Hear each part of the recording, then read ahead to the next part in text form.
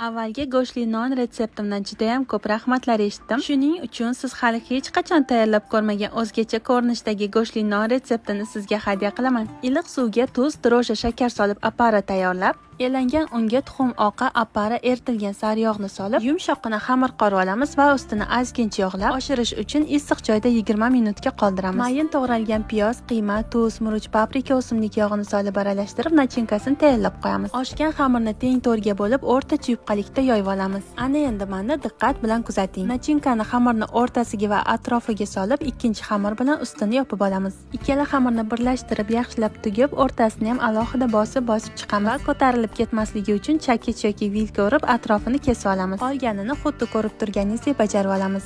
Oxirgi ishimiz tuxum sarig'ini surtib, kunjut va sedanalar bilan bezatib, oldindan qizib turgan 180 gradusli duxovkada 30-35 minut davomida pishirib olamiz. Ishoning, bu siz tayyorlab ko'rgan va yeb ko'rganlaringiz orasidagi eng mazali go'shtli non bo'ladi. Nonlari bir vaqtning o'zida ham qarsildoq, ham yumshoqqina bo'lib pishadi. Buni endi tayyorlab ko'rmasangiz bo'lmaydi, albatta tayyorlab ko'ring.